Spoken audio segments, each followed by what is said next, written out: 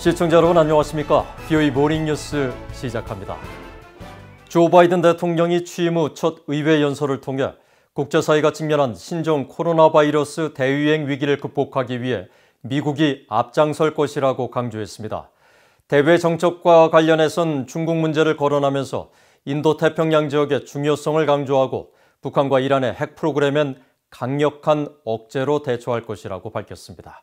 조상진 기자입니다.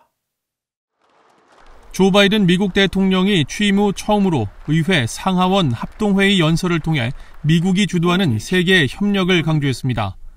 새 정부 출범 100일을 하루 앞두고 실시한 이번 연설에서 바이든 대통령은 미국이 국제 무대에 다시 돌아왔으며 다시 움직이기 시작했다고 선언했습니다.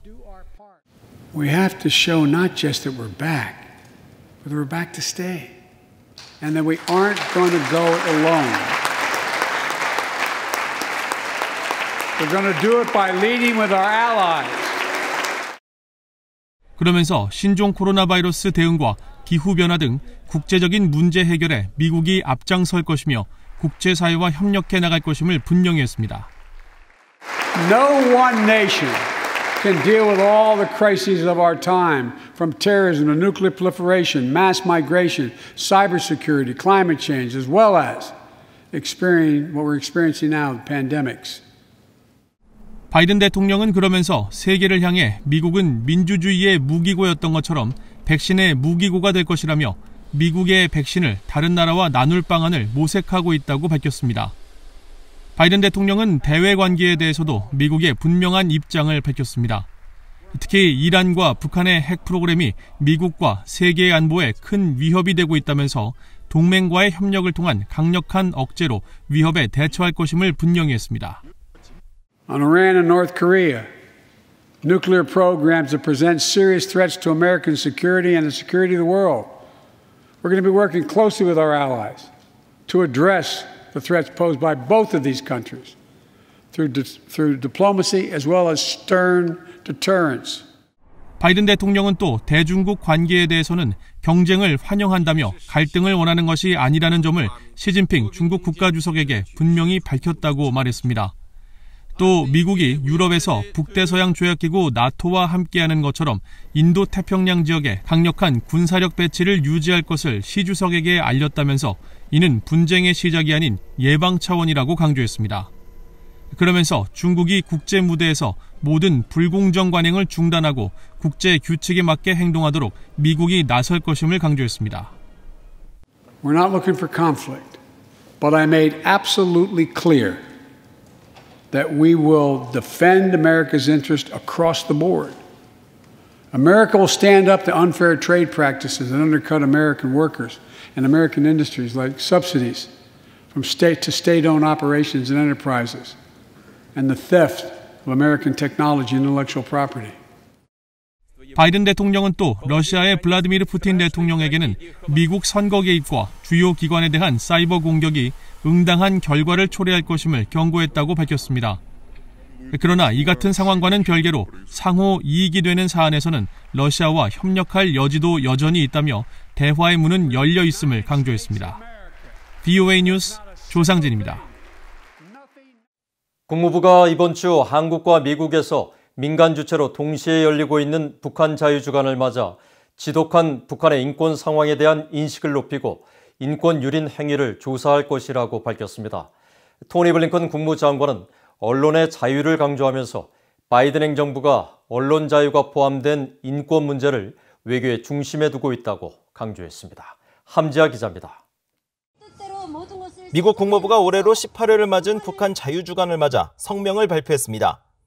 네드 프라이스 국무부 대변인은 성명을 통해 미국은 전 세계에서 가장 억압적이고 전체주의적인 국가 중 하나인 북한에서 존엄성과 인권을 침해당하는 북한 주민 수백만 명과 함께한다고 강조했습니다.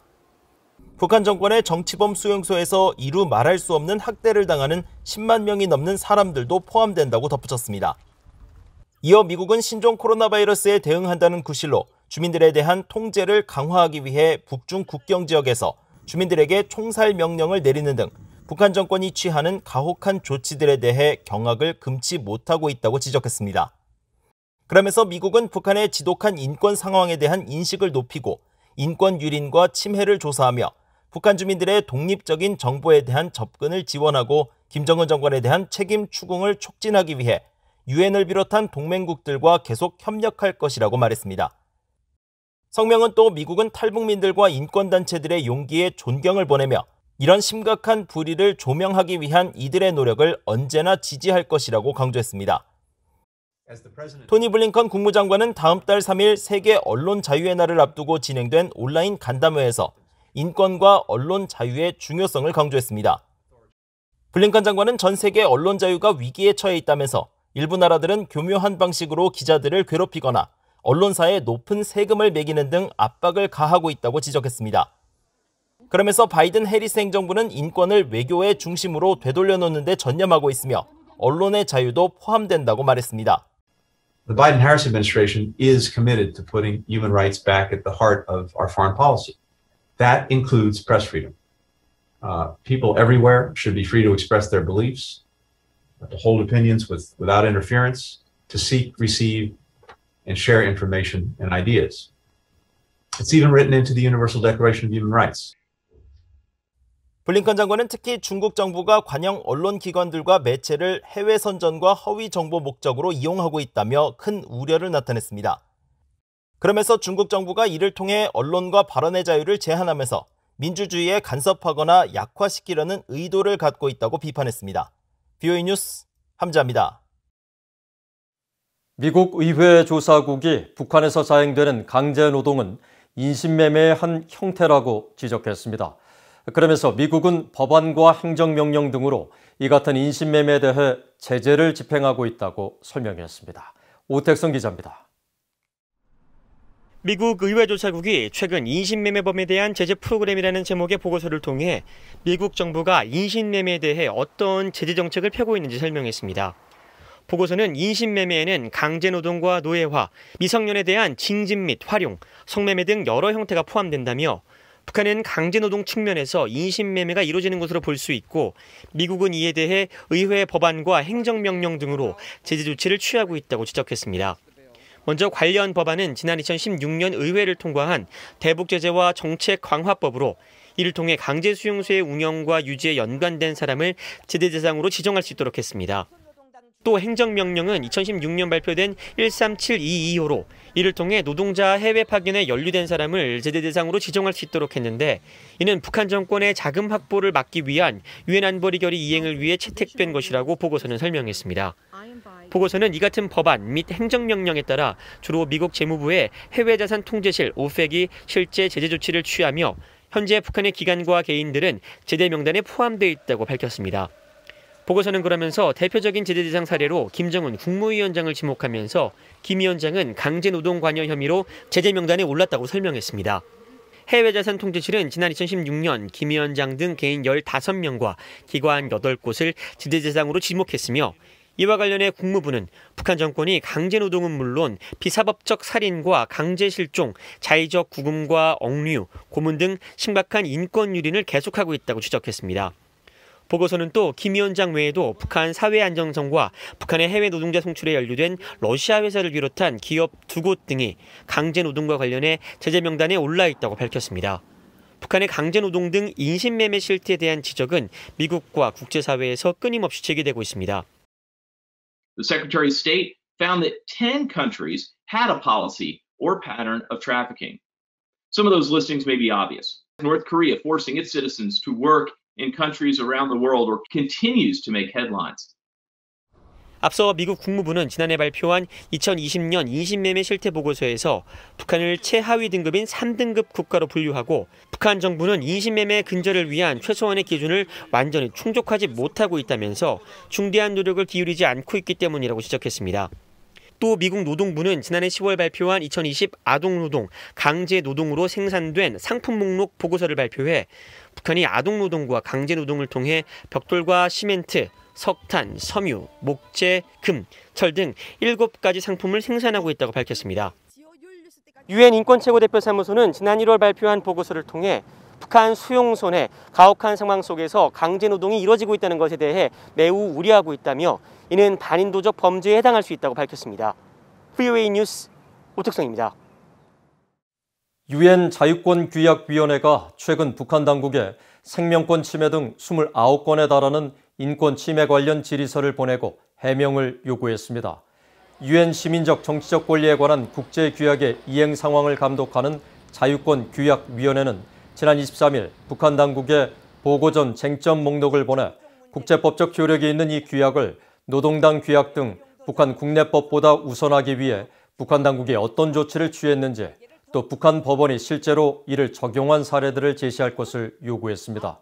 또 북한의 당과 사회 안전성 등에 만연한 것으로 알려진 부정부패 척결, 신종 코로나 바이러스 대응 조치가 집회와 이동의 자유나 생명권을 침해했는지의 여부, 가정폭력과 구금시설 내 성폭력 등 여성폭력을 막기 위해 북한 당국이 어떤 노력을 했는지 질의했습니다. 쟁점 목록은 또 최근 한국의 대북전단금지법과 북한의 반동사상문화배격법 제정 등으로 논란이 되고 있는 표현의 자유 침해 문제에 대해서도 북한 당국이 주민들의 정보 접근을 차단하고 표현의 자유 행사를 범죄시한다는 지적에 대해 어떤 입장인지, 또 선전선동부가 무슨 역할을 하는지 자세히 설명할 것을 북한 당국에 요구했습니다. 북한 정권의 후원을 받는 것으로 알려진 해킹 조직이 한국 내 외교, 안보, 국방, 통일 분야에 종사하는 전문가들을 대상으로 이메일 해킹을 지속적으로 시도하고 있는 것으로 나타났습니다. 한국의 사이버 보안 업체인 이스트 시큐리티는 최근 보고서에서 북한 당국과 연계된 탈륨과 라자루스 조직이 스위스의 암호화 이메일 서비스인 프로톤메일 서비스를 해킹 공격에 도입해 이들 전문가와 관계자들의 정보를 탈취하려 했다고 지적했습니다. 프로톤메일은 지난 2013년 스위스 제네바에서 설립된 암호화 이메일 서비스로 보안 기능이 뛰어나 주로 랜섬웨어 제작자들이 비트코인 요구나 협상에 사용하는 대표적 이메일 서비스로 알려져 있습니다. 이스트 시큐리티는 라자루스와 탈륨이 워드 문서 파일 내부 이미지에 악성 코드를 몰래 숨겨놓는 스테카노 그래픽 기법을 구사하거나 계정에 문제가 있는 것처럼 경고성 피싱 메일 등을 통해 정보를 탈취한다면서 사용자들의 각별한 주의를 당부했습니다. 한국통일부가 조만간 인도주의 목적의 대북물자 반출 승인을 재개할 것으로 알려졌습니다. 연합뉴스 등 한국 언론들은 29일 통일부 고위 당국자가 이날 기자들에게 북중 국경이 열린 게 확인되면 대북 반출 승인 재개 시점과 승인 품목 등을 공표할 것이라고 밝혔다고 전했습니다. 한국 정부의 우선 승인 대상은 인도주의 협력 품목으로 임산부 등 영유아 영양 관련 물품, 신종 코로나 바이러스 감염증 방역 물품, 쌀과 밀가루, 기름 등 식량물자 등입니다. 이 당국자는 또 올해 통일부 소속 북한인권기록센터의 북한인권 관련 공개보고서 발간 계획에 대해 남북관계 개선이나 한반도 프로세스 등을 고려해 비공개 상태를 유지해야 한다는 내부적 판단이 많은 게 사실이라며 일단 북한인권 상황을 충실히 기록하고 공개 여부는 추후 다시 판단해야 할 것이라고 말했습니다. 이상으로 BOE 모닝뉴스를 마칩니다. 시청해주신 여러분 고맙습니다.